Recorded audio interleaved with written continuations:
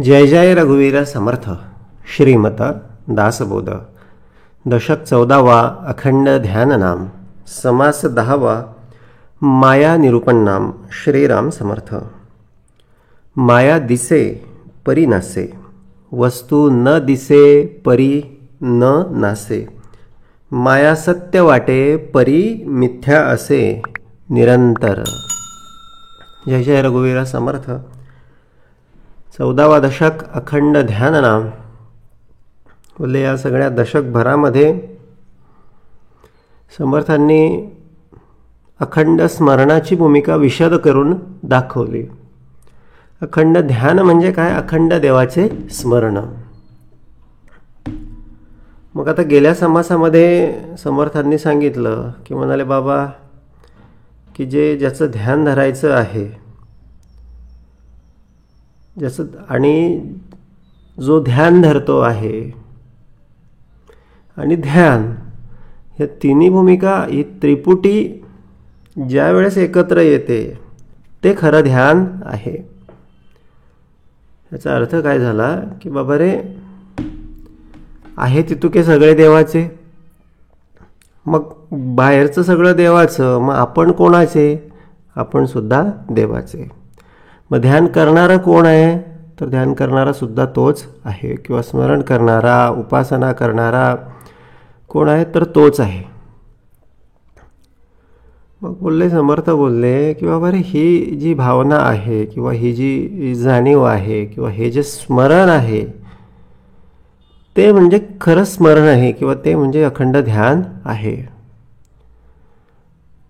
म्हणजे आता व्यवहारामध्ये म्हणा किंवा संसारामध्ये म्हणा किंवा उपासना करताना म्हणा किंवा परमार्थ मार्गामध्ये म्हणा, जेथे जातो तेथे तू माझा संगाती. ही भूमिका कशी आहे की तो वेगळा माझ्या बाजूला बसलेला आहे आणि मी वेगळा इकडे बसलेलो आहे असं नाही.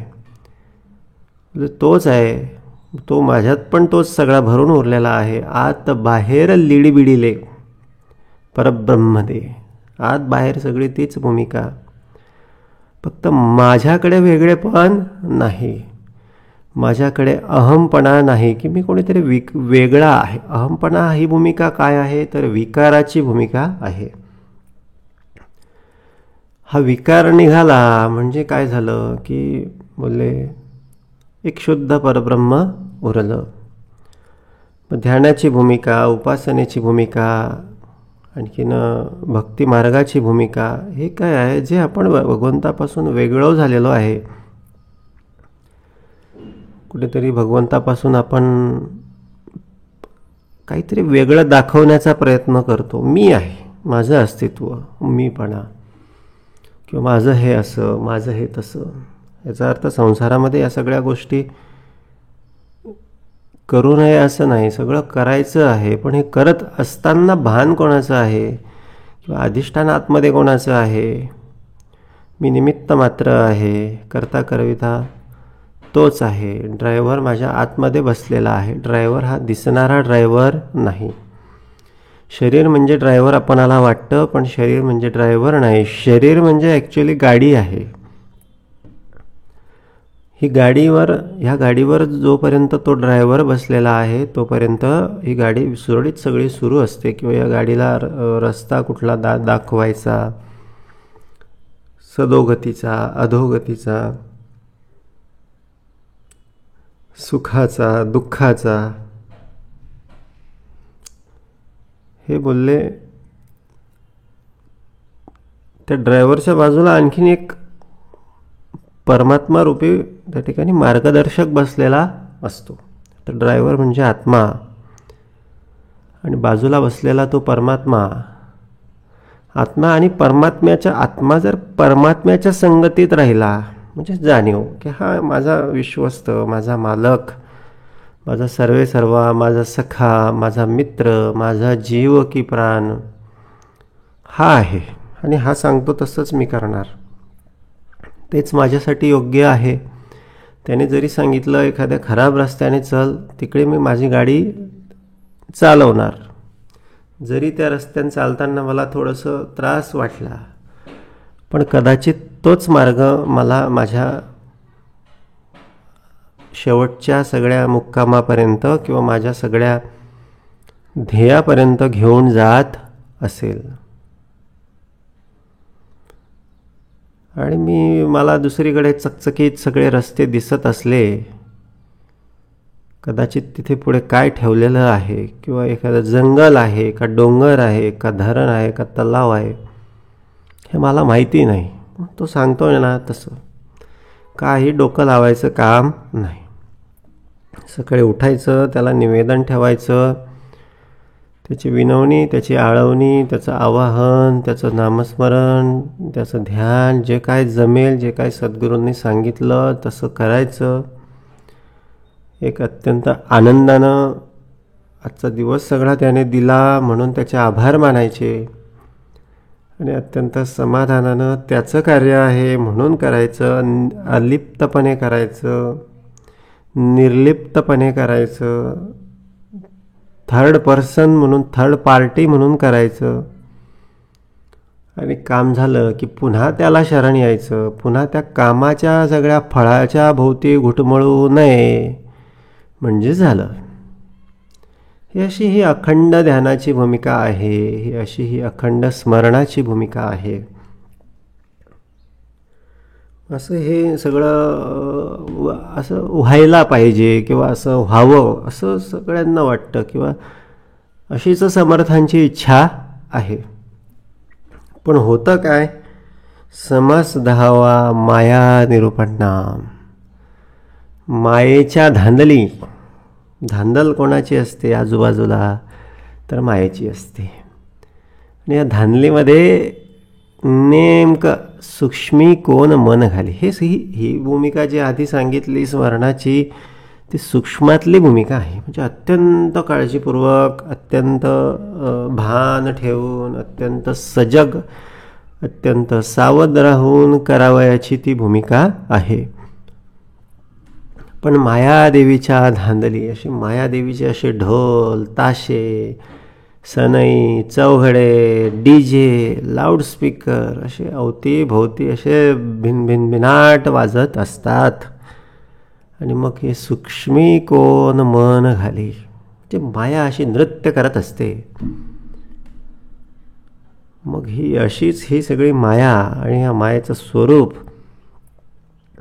मग आता समर्थांना काय आपल्याला दाखवायचं आहे की बाबा रे, जरी माया अशी गडगडाट नृत्य करत असली, सगळी धांदल सगळी तिकडे तिकडे मायेची दिसत असली, पण मायेचं खरंच स्वरूप समजून घेतलं का? हा एक विषय आहे. उगाच तो दुर्योधन त्या सगळ्या पांडवांच्या नगरीमध्ये बघायला गेला. जिथे पाणी आहे असं त्याला वाटलं, तिथे काच होता, तिथे पण तो दचकला. मग आता काचच असेल असं म्हणून सगळीकडे असा मुक्तपणे फिरायला गेला, तर तिथे परत पाणी निघालं, पाण्यामध्ये पडला, हशा झाला. ते काय द्रौपदी वगैरे काय ते हसले. अशा सगळ्या भूमिका कशामुळे झाल्या? ह्या मायेमुळे झाल्या. दुर्योधन म्हणजे कोण आहे? संपूर्ण माया मिक्स झालेला सगळा मनुष्य आहे. मायेशिवाय दुसरं काही त्याला भान उरलेलं नाही.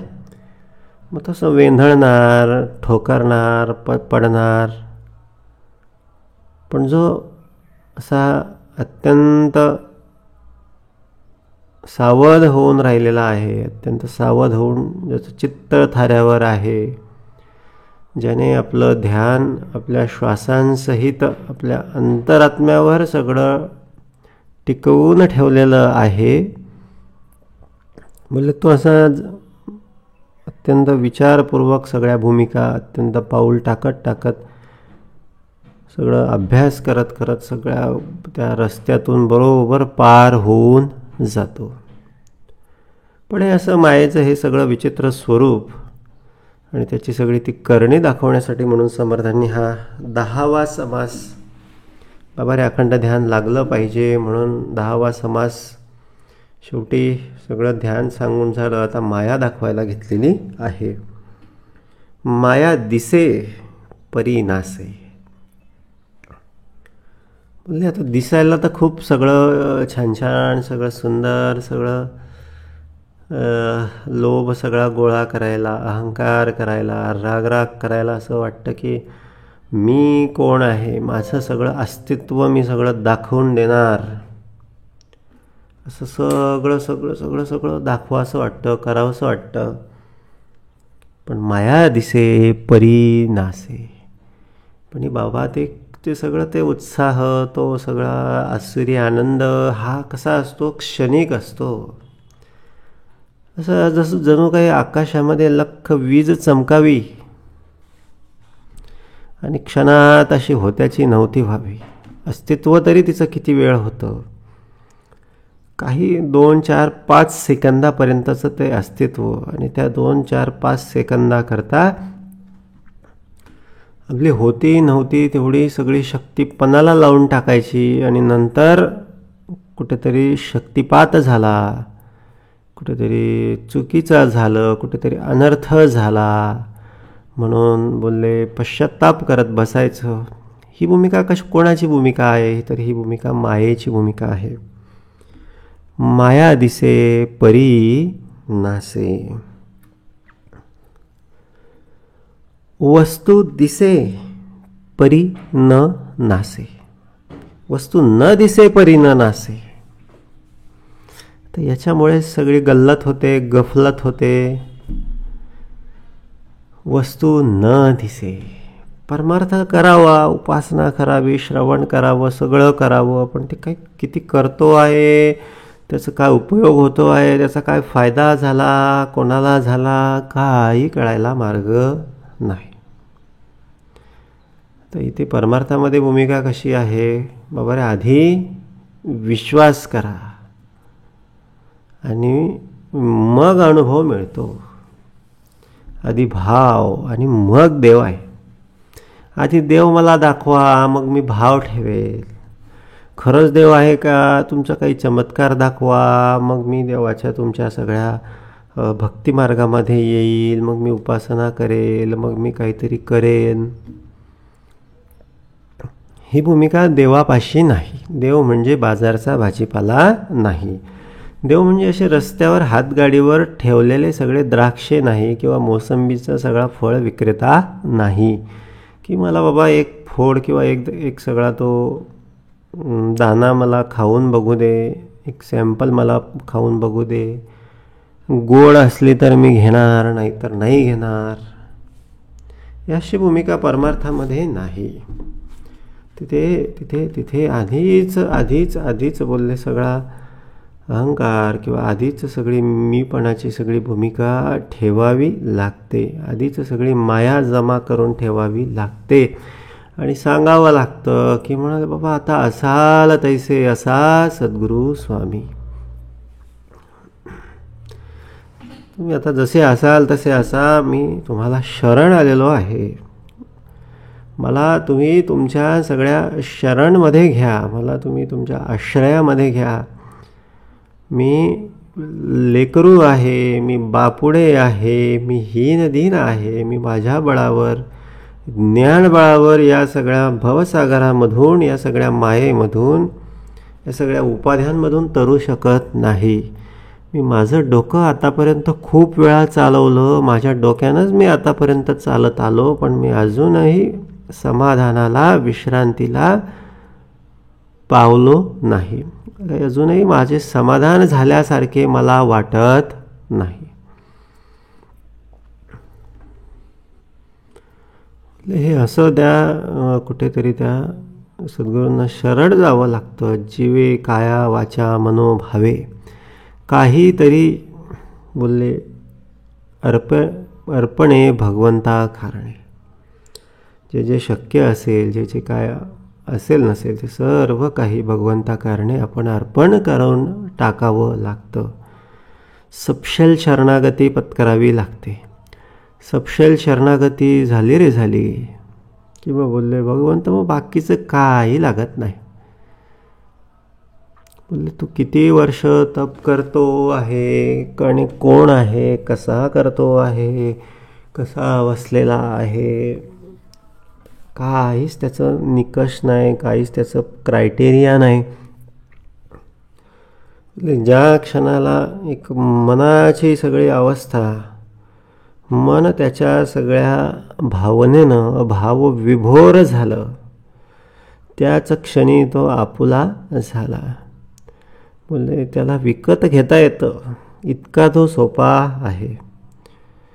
पण मग त्याच्यासाठी श्वासा परते बोलले त्याची भूमिका किंवा त्याचं स्मरण किंवा त्याची जाणीव पिंडाकडे असणं अत्यंत आवश्यक आहे. असं आहे. बोलले वस्तू न दिसे परी न नासे. पण ते दिसत नाही, पण ते अनुभवता येतं. आणि जे काय प्राप्त होतं त्याची तुलना नाही त्रिभुवनी. जाता पंढरीसी सुख वाटे जीवा. आतमध्ये आत्म्याच्या बाजूला जो पांडुरंग बसलेला आहे तीच पंढरी आहे.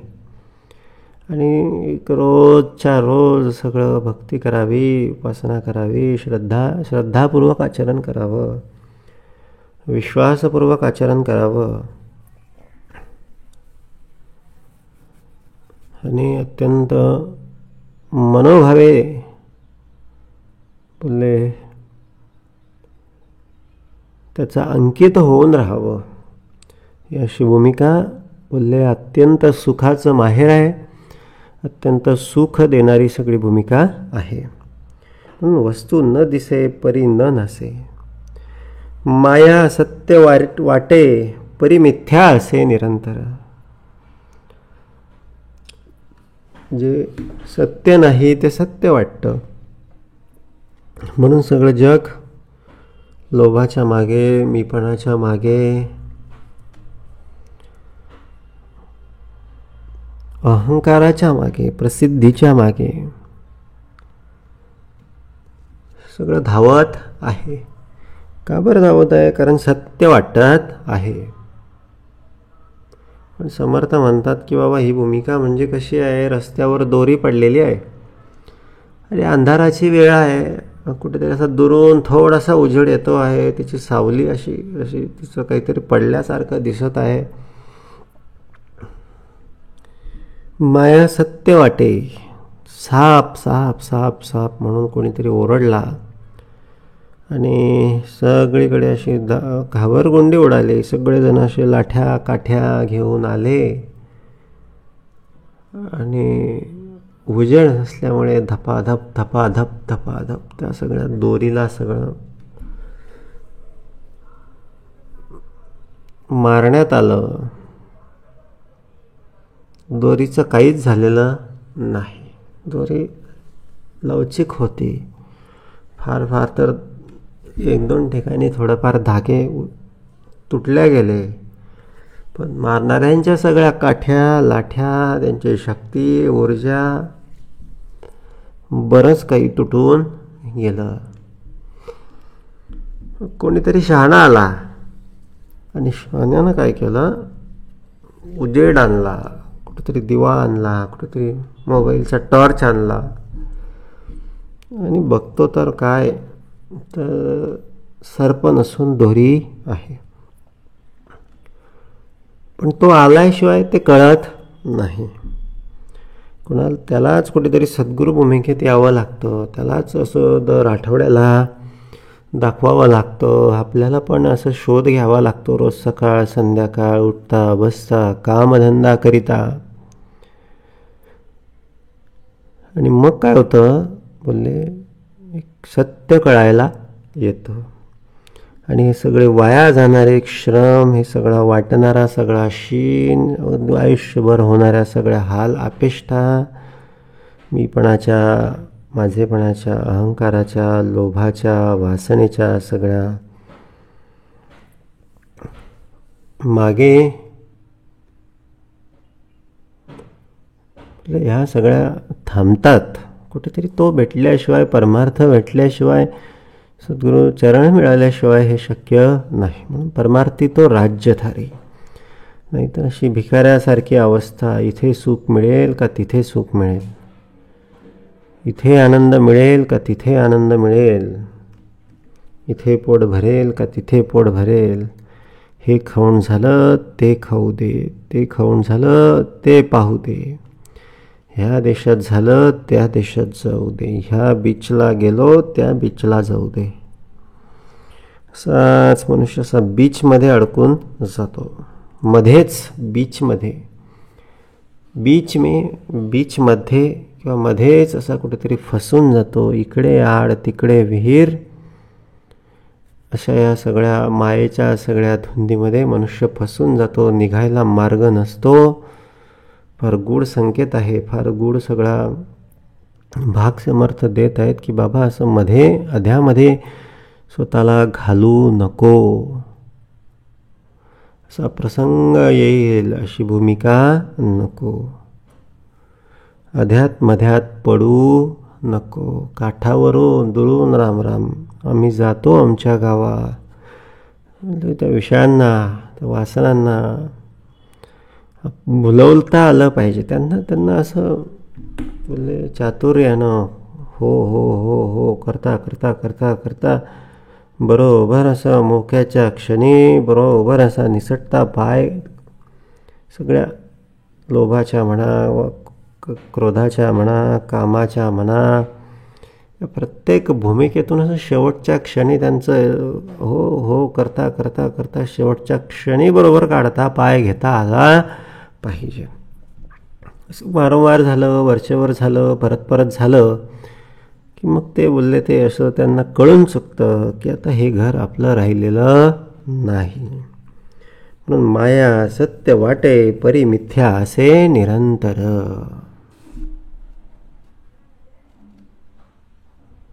करंटा पडोनी उताना करी नाना परी कल्पना, परी ते काहीच घडेना तैसी माया. आता एखादा मनुष्य अत्यंत आळशी म्हणा, ज्याला बोलले कसलंच त्याच्याकडे विवेकाचा प्रयत्नांचा सगळा ठाव ठिकाणा नाही आणि आता नुसता खाटीवर पडल्या पडल्या बेडवर पडल्या पडल्या मला असं मिळालं तर, मी हे झालो तर, मी असं झालो तर, मी माझ्याकडे इतके पैसे आले तर, अशा सगळ्या कल्पना करतो. तासभर सोडून 2 तास रात्रभर जरी त्याने तशी कल्पना केली तरी बोलले करंटा पडवून होताना करी नाना परी कल्पना, परी ते काहीच घडेना. त्याचा काय उपयोग आहे का? नाही, त्याचा काहीच उपयोग नाही. तैसी माया, ती कल्पनेची सगळी माया आहे, विचारांचा सगळा भाग आहे. एक विचारांच्या पातळीवर जर आपण काम केलं, विवेकाच्या पातळीवर जर आपण काम केलं, आपले विचार जर उच्च बनवले, आपलं विवेक जर आपण जाड बनवला तर बोलले काहीच नाही, कशालाच काहीच अर्थ नाही. जर विवेक आपला दुबला पतला असेल किंवा विवेकच नसेल तर मग या छोट्या छोट्या क्षुल्लक गोष्टी देखील आपणाला असं वाटतं की हे माझ्यावर काय डोंगर कोसळला की आभाळ कोसळलं की काय कोसळलं.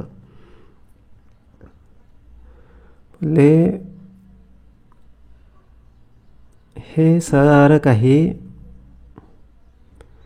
फक्त विचारांच्या पातळीवर अवलंबून आहे. कल्पनेतला सगळा खेळ आहे, मनाच्या सगळ्या आजारीपणाचं ते लक्षण आहे. ज्याचं मन निरोगी झालं तो स्वतःच्या सगळ्या आत्मस्वरूपामध्ये स्थित अधिकाधिक होत जातो. म्हणून योगा पाहिजे, प्राणायाम पाहिजे, भानावर येण्यासाठी या सगळ्या गोष्टी पाहिजे.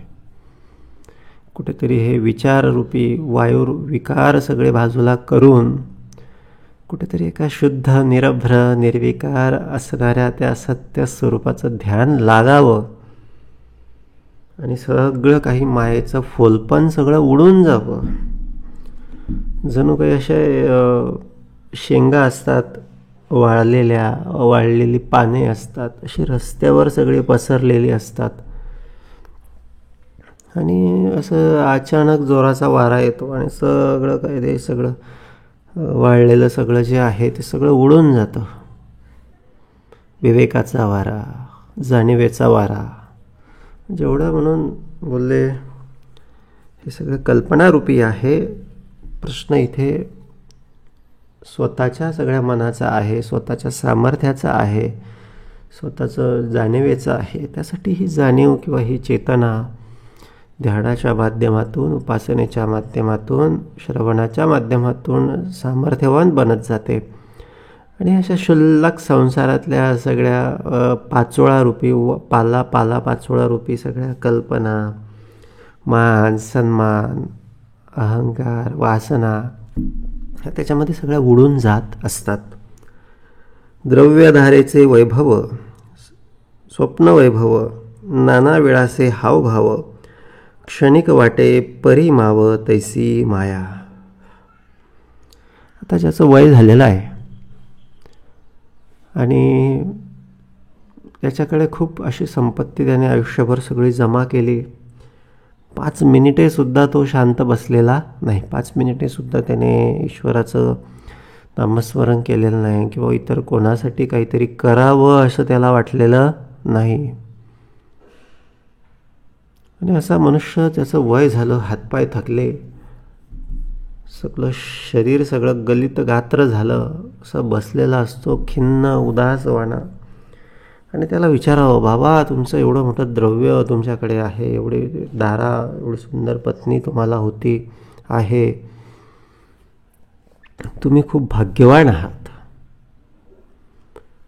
म्हणजे त्याच्या चेहऱ्यावर थोडाफार बोलले आलं तर येईल, पण त्याला आतून काहीच या गोष्टी वाटणार नाही. कारण त्याचा फोलपणा किंवा त्याचं सगळी व्हॅलिडिटी त्याला आता कळून चुकलेली आहे. त्याला कळतं की याची व्हॅलिडिटी आता संपलेली आहे. कितीही द्रव्य राहू द्या, कितीही दारा राहू द्या, पुढे सर्व जाईल, काही न राहे.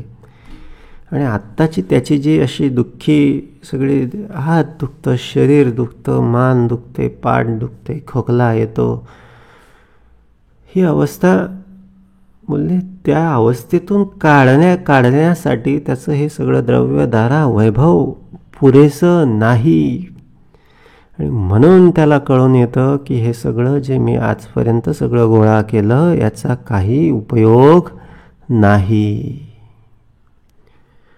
म्हणून द्रव्यदारेचे स्वप्न वैभव बोलले. आता हे तर प्रत्यक्षातलं झालं. समर्थांनी या ठिकाणी स्वप्नातलं सगळं उदाहरण दिलेलं आहे. एखाद्याला स्वप्न पडलं आणि त्याला वाटलं की माझ्याकडे खूप सुंदर सगळं असं मुलं बाळ, घरदार, पती,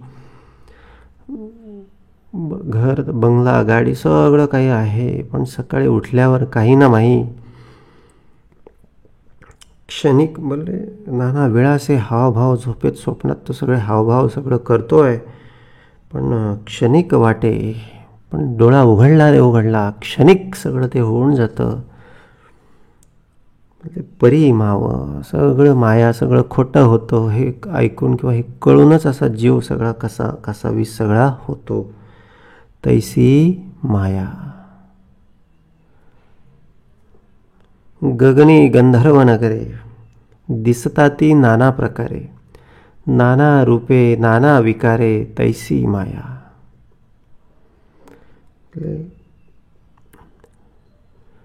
आता एखाद्याला असे भास होतात की गगनामध्ये काहीतरी चाललेलं आहे, काहीतरी कोणीतरी उभं आहे, कोणीतरी राक्षस उभा आहे, कोणीतरी देव उभा आहे, काहीतरी गाव आहे, काहीतरी शहर आहे आणि ते मला बघतं आहे. दिसता ते नाना प्रकारे, नाना रूपे नाना विकारे. त्याचं काही एक फिक्स असं हे नसतं. ढगांचं काय फिक्स असतं, ते वेगवेगळे आकार सगळे बदलत असतात, त्याचं रूप वेगळे, नाना त्याचे विकार वेगवेगळे असतात आणि ते क्षणिक असतं, क्षणभंगूर असतं, ते चिरंतन नसतं. तैसी माया. म्हणजे हे सगळं संसाररूपी ढग आपल्या सगळ्या अवतीभोवती फिरत असतात. कधी सुखाचे, कधी दुःखाचे, कधी ह्याचे, कधी त्याचे, कधी मानाचे, कधी सन्मानाचे, कधी असं, कधी तसं. बोलले समर्थ म्हणाले, नाना रूपे नाना विकारे, त्याचं काही एवढं मनावर घ्यायचं? मनावर काय घ्यायचं? बोलावा विठ्ठल, पहावा विठ्ठल, पुजावा विठ्ठल, जीव भावे. हे मनावर घेता आलं पाहिजे. हे असं भलतं सलतं काय मनावर घेतो बापा? हे मनावर घेऊन काही फायदा नाही. मन लावायचं, मन लागो रे हरिभजनी. मन कुठे लागलं पाहिजे? मन हरिभजनाकडे लागलं पाहिजे. या सटर फटर संसाराच्या गोष्टी होत राहतील. ढग सुखदुःखाचे, मायेचे, प्रसंगांचे, नातेवाईकांचे, उपाध्यांचे येत राहतील, जात राहतील. नाना रूपे नाना विकारे, त्याला काही सीमा नाही, ते काही आपल्या हातामध्ये नाही. पूर्वधर्म कर्म सगळं सगळं सगळं सगळं सगळं कुठेतरी गोळा होत जातं आणि सगळं घडत जातं. मागचं आता पुढे येतं, आताचं पुढे पुढे येणार आहे. लक्ष्मी राय विनोदाची, बोलता वाटे साची, मिथ्या प्रचित येथीची तैसी माया. बोलले लक्ष्मी राय विनोदाची. कुठेतरी असा मोठा नाटक मंडळी आपल्या गावात आली आणि कोणीतरी राजाचा वेश धारण केला, कोणीतरी राणीचा, लक्ष्मीचा, अत्यंत धनाढ्य, सगळी राज्य प्रजा. बोलता वाटे साची, पण काही कामाचं का? नाटक संपल्यावर मिथ्या प्रचित तेथीची तैसी माया. बोलले सगळं नाटक सुरू आहे.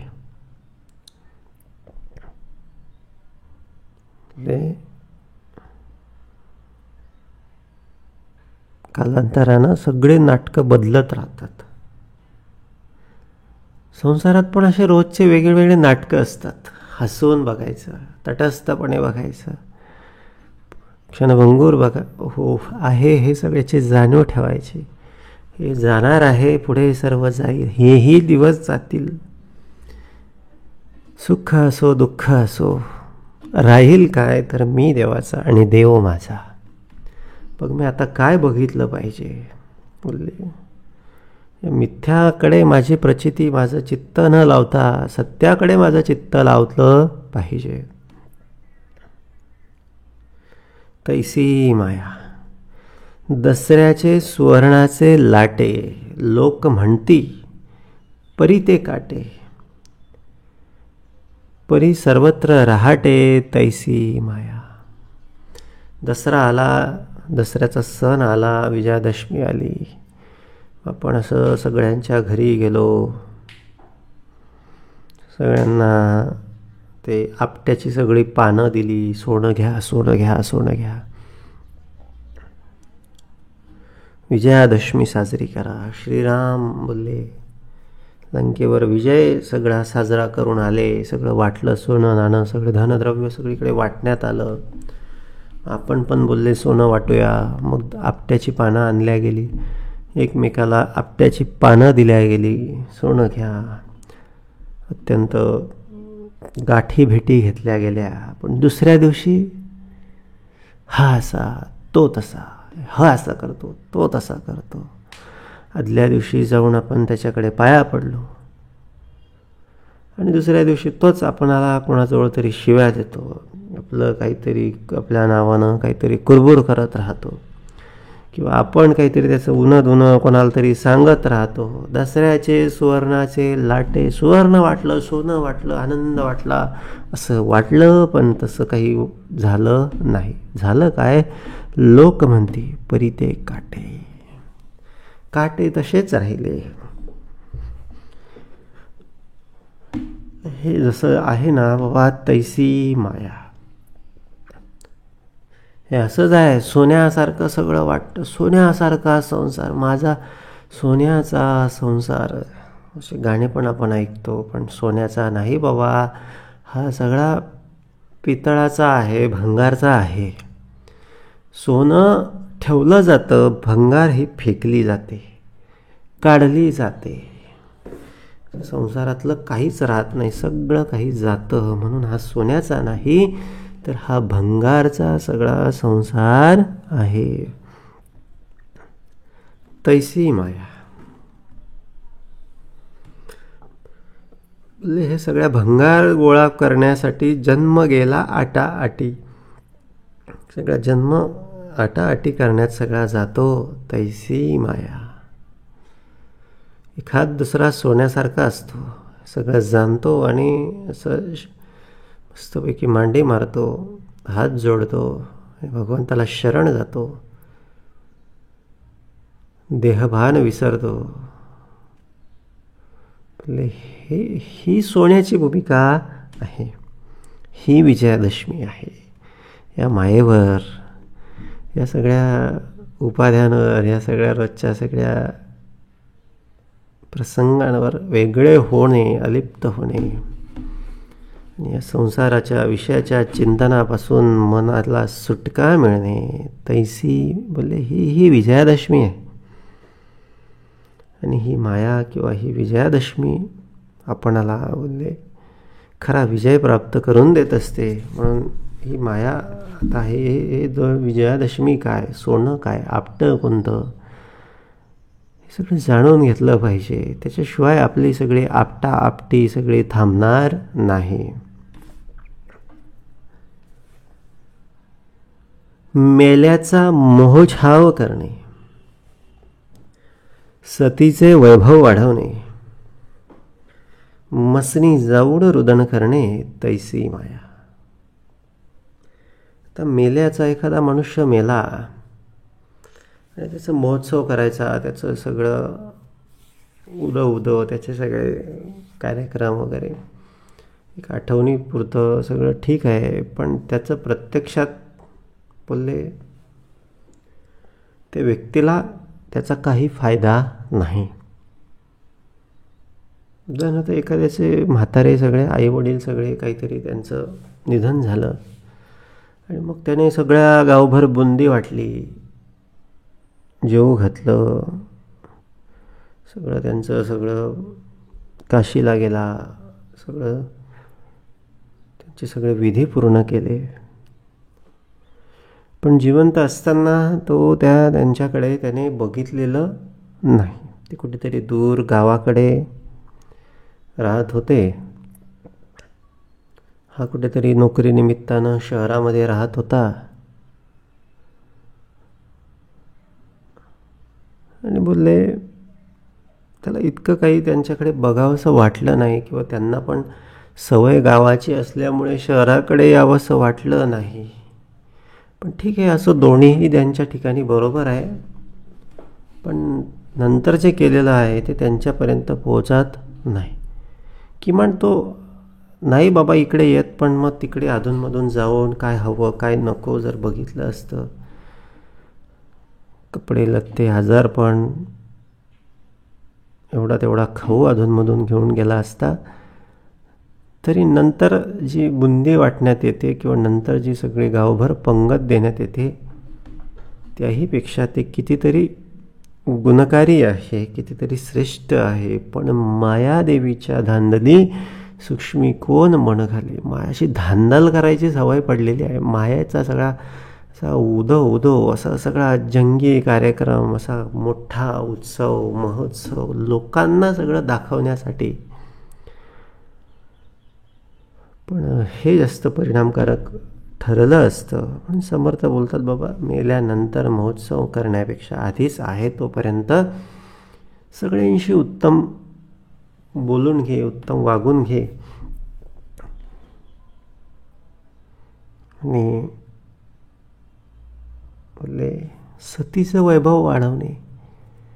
तर पूर्वी सतीची प्रथा होती, एखाद्या स्त्रीचा पती जर वारला तर तिला सुद्धा त्या पतीसोबत चितेवर जावं लागायचं, म्हणजे जिवंतपणी मरावं लागायचं.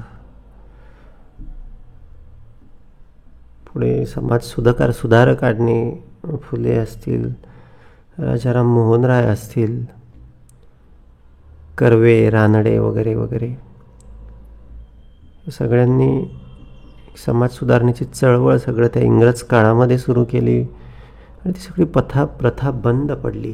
पण समर्थांनीच्या काळात ती होती आणि समर्थांनी त्याही काळामध्ये सगळं सांगितलेलं होतं की बाबा रे, सतीचं सगळं वैभव वाढवणे किंवा सतीची ही प्रथा जी आहे ती काही उपयोगाची नाही.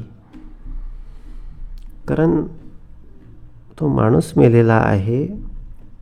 जिवंत माणसाला यातना देण्यामध्ये काही अर्थ नाही.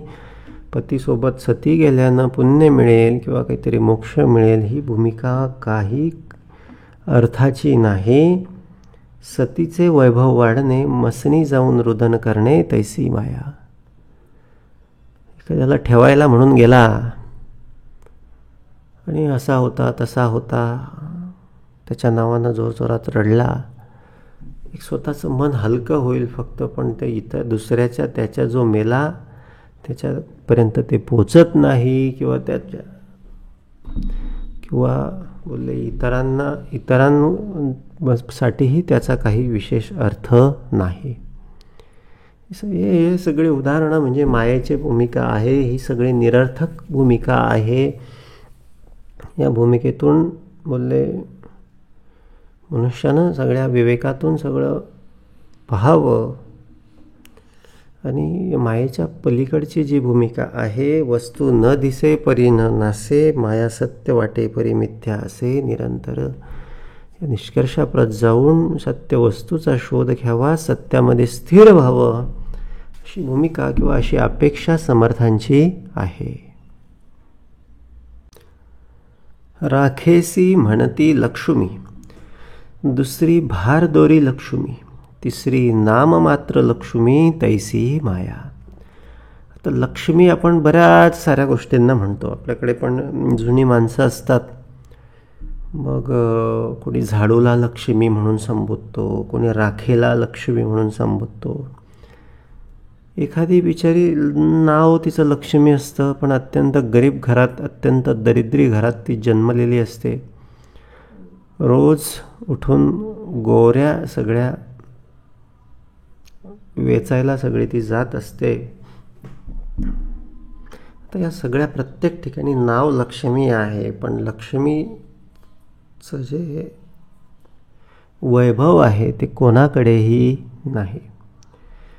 म्हणजे नुसतं नाम मात्र, प्रत्यक्षात काही ना माही. म्हणजे स्वप्नात बघायचं की माझ्या घरी 100 गाई 100 म्हशी, आणि प्रत्यक्षात काही ना माही. सांगायचं, गोष्टी करायच्या आमच्या वडवडिलांकडे, आमच्या पूर्वजांकडे इतक्या सगळ्या खंडीभर गाई होत्या, इतकी सगळी शेती होती, इतके सगळे माणसं कामाला होती. आज काय तर बोलले काहीच नाही. बोलले हे वैभवाच्या या लक्ष्मीच्या गोष्टी नुसत्या बोलून काय उपयोगाच्या आहे का? त्या प्रत्यक्षात असणं गरजेचं आहे. तसं संसाराचं आहे, तसं या मायेचं आहे. प्रत्यक्षात बोलले हे नुसतं मनापुरतं बोलापुरतं, माझं हे असं, माझं हे तसं, माझ्याकडे असं, माझ्याकडे तसं, पण ह्याचं प्रत्यक्षात कोणालाच काहीच उपयोग होत नाही. हे सगळं नाम मात्र, हे सगळं बोलण्यापुरतं. म्हणून बोलले फार असं मनाला लावून घेऊ नये, फार असं विव्हल होऊ नये, फार असं एक जे मिळालं जय सद्गुरू, नाही मिळालं जय सद्गुरू, खूप मिळालं जय सद्गुरू, कमी मिळालं जय सद्गुरू, सुख मिळालं जय सद्गुरू, दुःख मिळालं जय सद्गुरू. आणि हे आहे काय आहे? समर्थ बोलले ही फक्त माया आहे. हे फक्त खेळ सुरू आहे, भासमान सगळं दृश्य सगळे पटलावर सुरू आहे. आपण सगळेजण पिक्चर सगळा बघतो आहे. पण 2-2.5 तासानंतर त्या ठिकाणी स्विच बंद होणार, तो फ्लॅश बंद होणार, सगळे आवाज बंद होणार आणि आपण आपल्या आपल्या घरी रोजच्या सगळ्या कामधंद्याला सगळे निघून जाणार. असं हे सगळं मायेचं सगळं स्वरूप आहे. मुळी बाळ विधवा नारी, तिचे नाव जन्म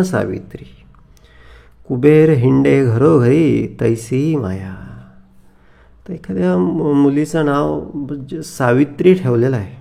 जन्मापासून सावित्री, जन्मापासूनच नावं ठेवतात. तर जन्मल्याबरोबर तिचं बारसं झालं आणि त्यावेळेस तिचं नाव सावित्री असं ठेवण्यात आलं. आणि पूर्वी काय असायचं, एक 8, 9, 10 वर्षामध्ये मुलांचे लग्न लावून द्यायचे. मग समजा त्या मुलीचं लग्न पण झालं बिचारीचं, आणि ते संबंध पक्का झाला. तिचं ते पोटाला, कपाळाला वगैरे असे पण कुंकू लावायचे. म्हणजे जन्मल्याबरोबरच तिच्या पोटाला कुंकू लावून टाकायचे. आणि हिचा पती हा, किंवा यांच्या घरचा हा मुलगा हिचा पती, किंवा यांचं लग्न पुढे होणार, असं त्यांचं ते होऊन जायचं. आणि पुढे मात्र 2-4 महिन्याने, 2-4 वर्षांनी तो मुलगा वारला. तर ती बिचारी लग्न होण्याच्या आधीच विधवा होऊन जायची. आणि मग तिला असंच कुठेतरी देवालयामध्ये दासी म्हणून वगैरे वगैरे अशा ठिकाणी ठेवून द्यायचे. तिचे नाव जन्म सावित्री, पण मुळी बाळ विधवा नारी. लहानपणीच तिचा पती वारलेला आहे. हे असं जे स्वरूप आहे, हे मायेचं स्वरूप आहे. म्हणजे कल्पनाच्या आधीच वाटतं माणसाला की सुख मिळेल, आनंद होईल, असं होईल, तसं होईल, असं हे झालं की असं करू, ते झालं की तसं करू, हे झालं की आता कष्ट करून घेऊ, ते झालं की मग सुखाने खाऊ. पण काही नाही, ते तशी वेळ येते आणि इकडे दुसरीकडे काहीतरी घरातला एखाद्या कर्त्या माणसाचं, त्या कर्त्या पुरुषाचंच म्हणा, किंवा त्या एखाद्या त्याच्या भरोशावर सगळी स्वप्न पाहिलेली होती, तोच कुठेतरी निघून गेला.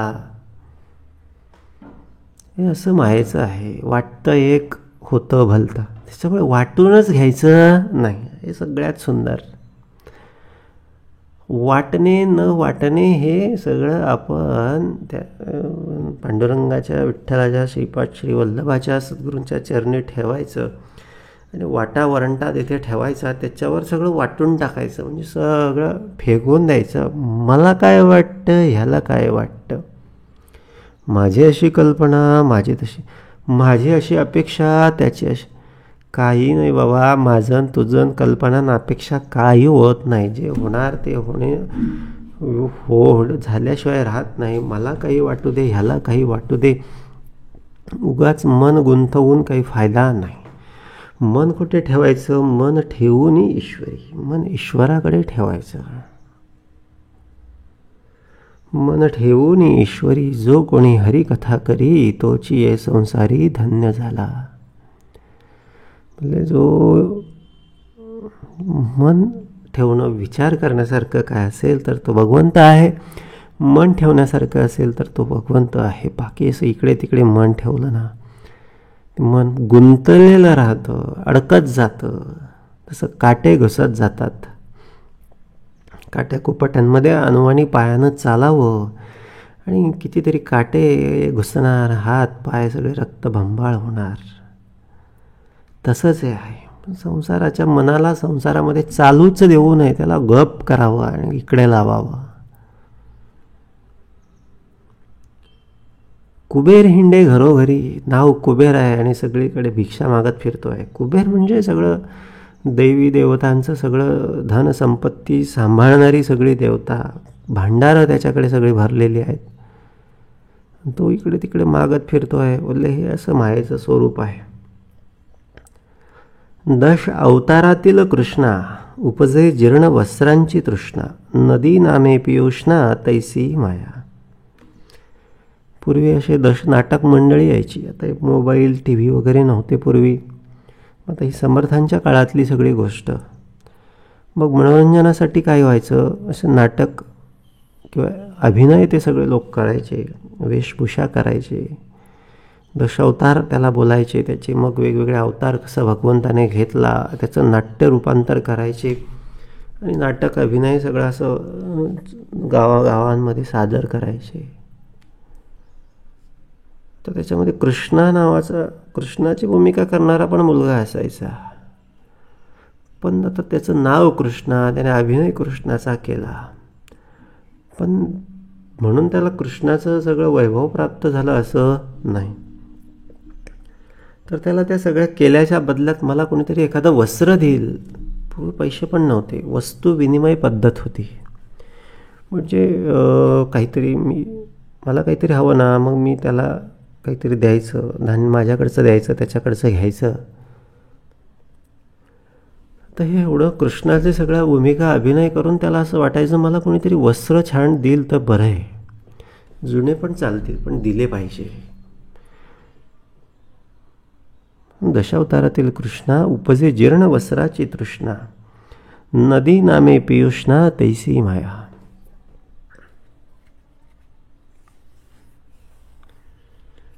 बोलले नदीचंच नाव काय आहे तर पियुष्णा, म्हणजे तृष्णा, तहान. तिचं नाव नदी आहे, नदी आहे. बोलले हे असं कुठेतरी विपरीत आहे. हे सगळं विपरीतता दाखवण्याचा मागचा समर्थांचा हेतू असा की बाबा तू एक विचार करणार एक, होणार भलतं, वाटणार एक, असणार एक. ज्याच्याकडून अपेक्षा ठेवली ते पूर्ण होणार नाही. म्हणून याच्यावर हे सगळं दाखवण्यामागची भूमिका हीच आहे की म्हणून बाबा कुठेच कोणाकडून अपेक्षा, विचार, कल्पना विरहित हो आणि सगळं चित्त एकमेव भगवंती लागावे. ही समर्थांची या अखंड ध्यान नामच्या रूपानं व्यक्त केलेली सगळी अपेक्षा आहे. बोलले सर्व सांडून शोधा मजला, एवढंच समर्थांना सांगायचं आहे. माया का सांडायची त्याच्या मागची भूमिका ही आहे की बाबा रे हे सांडायचं का, उगाच नाही सांडायचं. समर्थ सांगताय म्हणून नाही सांडायचं, हे असं आहे त्याच्या मागचं सत्य आणि त्याचा काही उपयोग नाही म्हणून सांडायचं आहे. म्हणून ही माया आहे. बहुरूपातील रामदेवराव, ग्रामस्थान पुढे दाखवी हावभाव, का महाराज म्हणून लाघव तैसी माया. एखाद्यानं रामाचं रूप घ्यावं आणि ग्रामस्थांपुढे राजा असल्याचं दाखवावं, लोकांनीही तेवढ्यापुरतं त्याला वंदन करावं, पण नंतर लोक त्याला विचारत नाही. असेच माया आहे, हावभाव आहे काहीतरी. तोपर्यंत लोक तुम्हाला विचारतील, काहीतरी वैभवाचं तुम्ही नाटक करताय, काहीतरी संपत्तीचं, काहीतरी शक्तीचं, सामर्थ्याचं, अधिकाराचे हावभाव जर तुम्ही दाखवताय तर बोलले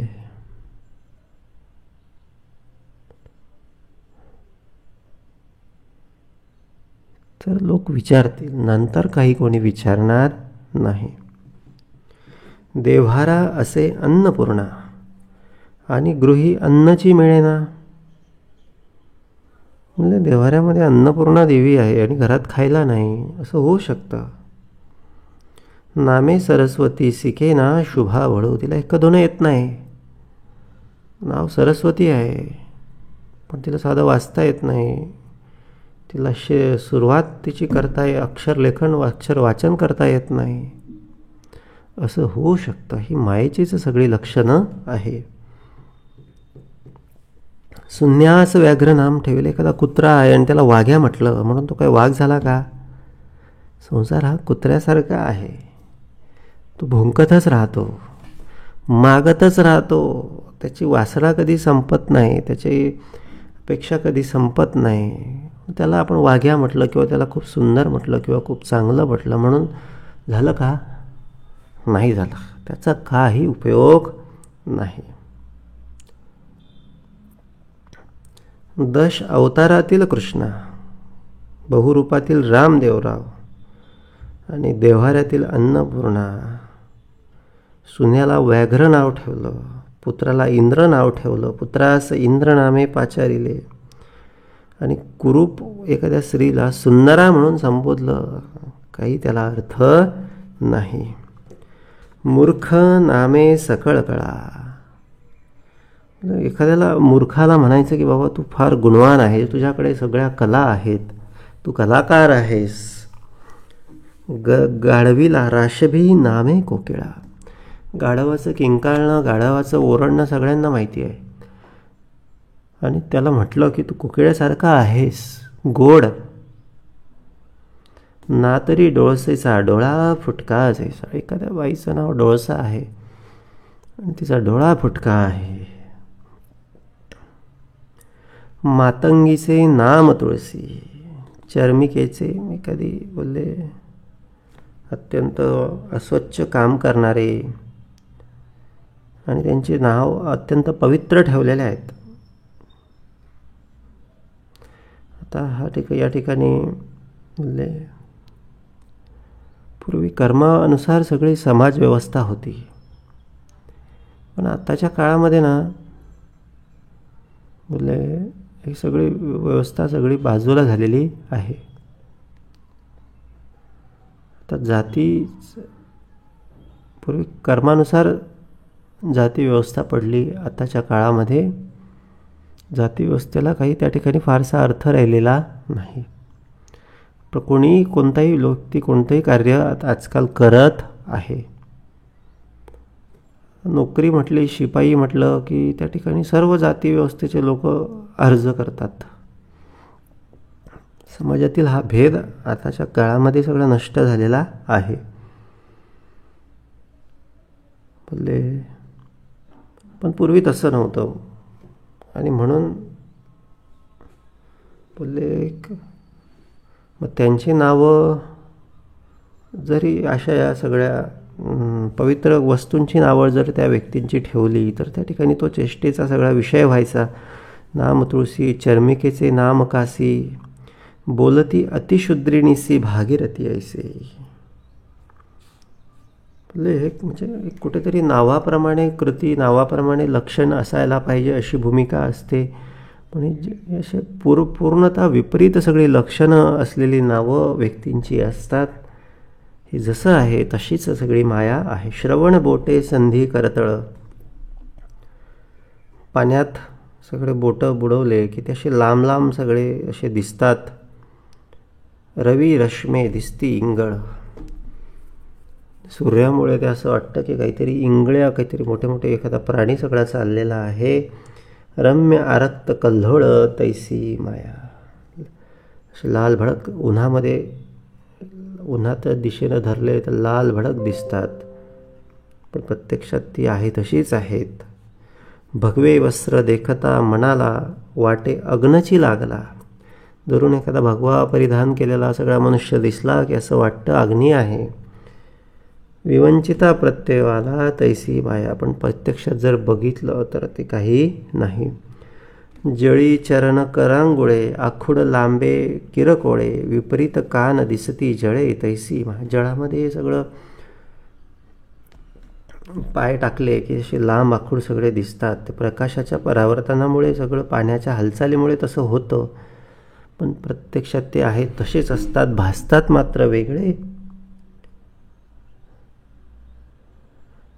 बोलले सुरुवातीला समर्थाने श्रवण बोटे संधी करतळ. हे उन्हामध्ये, श्रवण म्हणजे कान, बोटे, हाताची बोटे, संधी करतळ, हे उन्हाच्या दिशेने धरलं की रवी रश्मी दिसती इंगळ. असं उन्हामध्ये असं रक्ताळलेले सगळे दिसतात. आणि खाली इकडे पाण्यातला सगळा भाग दाखवला. चरण करांगुळ, पाण्यामध्ये जर ते टाकले तर असे लांब आखूड दिसतात. हा पण भास आहे. हा सगळा भासाचा, सगळा दृश्याचा, हा सगळा भ्रमाचा सगळा परिणाम आहे. म्हणून बोलले भ्रमामध्ये अडकू नये, सत्याकडे स्थित व्हावं. भुवंडीने पृथ्वी कलथली, कामिनीने चक्कर आल्यामुळे असं सगळी पृथ्वी अशी गोलगोल फिरते असं वाटतं. कामिनी म्हणजे कावेळीनं सगळं अंग पिवळं झालं आहे, सगळं विश्व पिवळं झाल्यासारखं वाटतं. सन्यपातस्था अनुभवली तैसी माया. असंच आहे. त्याला जसा आजार तसं त्याला सगळं जग आजारी असं वाटतं. कोणी एक पदार्थ विकार, उगेच दिसती भास मात्र, अनन्याचा अन्य पकार तैसी माया. पदार्थ वेगळा, भासतो वेगळा. असे सर्व मायेची सगळे विपरीतता सगळी समर्थांनी या ठिकाणी दाखवली. हे उदाहरणं दाखवले. उदाहरणं दाखवण्यामागची भूमिका एकच आहे, बाबा हे आहे वेगळं, दिसतं वेगळं. याच्यात फार हवंसं, फार सुंदर, फार छान म्हणून हे सगळं स्वीकारायला जाशील आणि काय होईल बोलले, तुझी फसवणूक होईल, आयुष्य वाया जाईल आणि शेवटी पश्चाताप करावा लागेल. म्हणून या मायेच्या सगळ्या भ्रमातून, मायेच्या सगळ्या आवरणातून, आकर्षणातून विवेकपूर्वक सगळं बाजूला होणे, अलिप्त होणे आणि बोलले सत्य, अखंड ध्यान, अखंड स्मरणाची भूमिका प्राप्त करून सत्याचा अनुभव घेणे, सत्य जाणवून घेणे, ही जी भूमिका समर्थांना या दशकभरामध्ये अपेक्षित होती. समास इथे समर्थांनी हे मायेचं सगळं आवरण सगळं काढून आपणाला सगळा समजून दिला. कोणी एक पदार्थ विकार, उगाची दिसे भास मात्र, अनन्याचा अन्य प्रकार, तैसी माया. इति श्रीदासबोधे गुरुशिष्य संवादे माया निरूपणाम समास 10वा. जय जय रघुवीर समर्थ.